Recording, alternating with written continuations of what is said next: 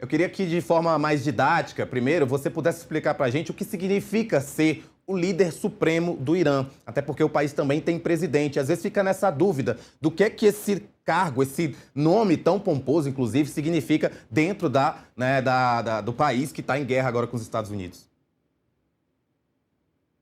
Perfeito, essa é uma excelente pergunta, mesmo porque o Irã não tem um sistema parecido com o nosso, né? Como você mesmo disse, ele tem um presidente, né? E ainda assim tem um líder supremo. O líder supremo é, como diz, o mesmo nome diz, ele é a autoridade máxima que existe no Irã. Ele fica acima da guarda revolucionária, acima do presidente, acima de todos os órgãos, inclusive os religiosos. Ele é responsável por ser o líder religioso e pelo líder também do executivo naquele país. Então, você estar na posição de líder supremo de fato, é o que dita as regras, as políticas e o encaminhamento que o país vai ter dentro da teocracia islâmica do Irã. O que é que a gente pode esperar desse novo líder supremo diante dessa ameaça que acontece atualmente, inclusive deixou o mundo inteiro em tensão, já que ele é filho do Ali Khamenei, que morreu no dia 28 de fevereiro?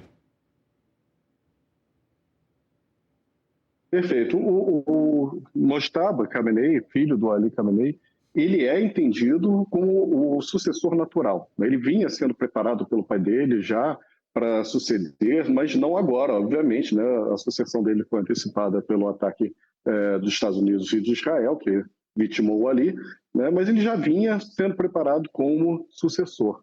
O que indica para a gente que é uma continuidade do governo anterior. Então, havia uma esperança dos Estados Unidos e de Israel que, com a morte de Ali Khamenei, com ataques pontuais, com o assassinato de grandes autoridades do Irã, haveria uma influência desses países externos, dessa pressão externa, dentro do regime, que poderia eleger um líder supremo um pouco mais moderado, um pouco mais afeito ao diálogo.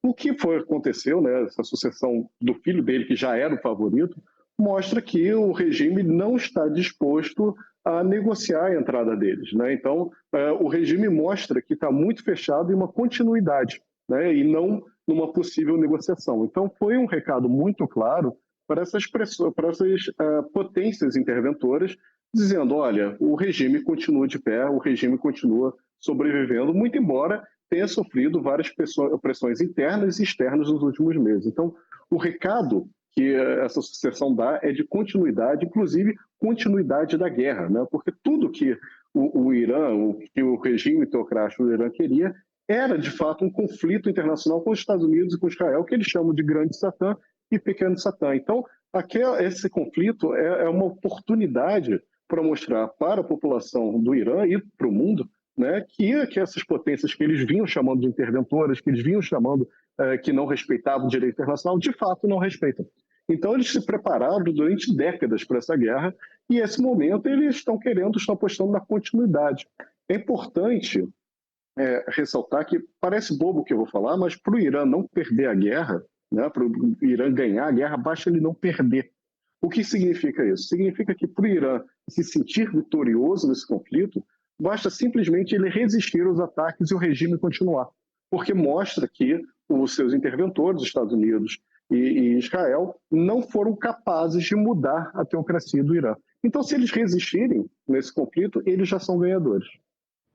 Na verdade, Rubens, eu acho que o que você falou é de extrema importância, porque foi dito pelo próprio Donald Trump e pelo Marco Rubio também, de que a intenção não seria mudar o regime político, mas que ele iria mudar de qualquer forma.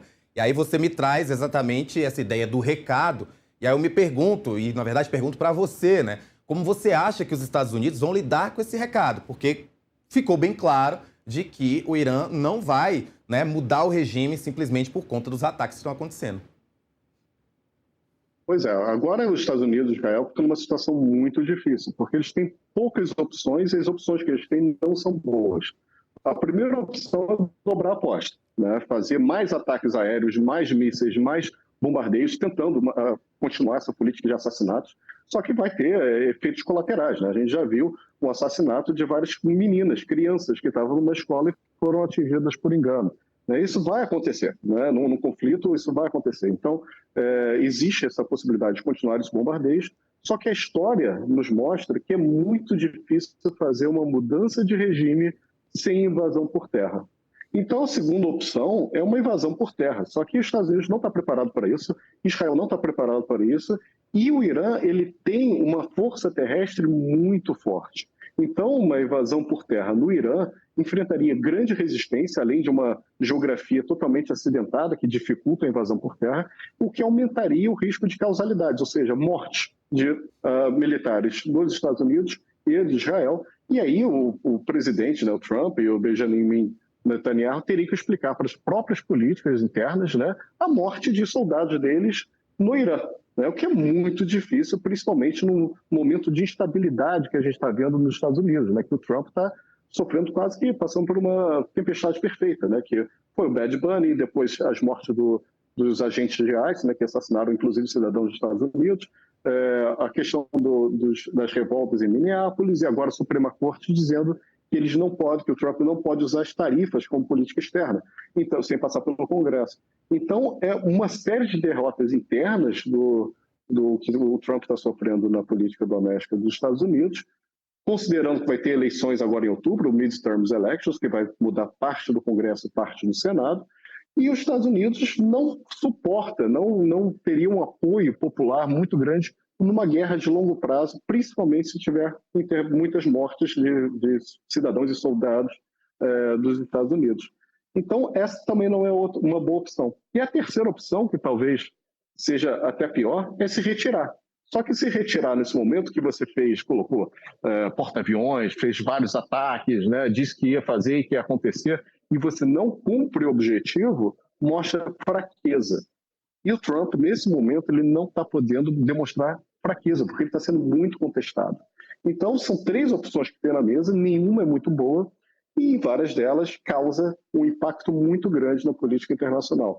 Então, a ver o que vai acontecer, o que os Estados Unidos e Israel vão escolher, e a ver também quanto tempo que esse regime iraniano vai conseguir resistir. Ele tem mostrado bastante resistente, apesar das contestações internas e externas a esse regime.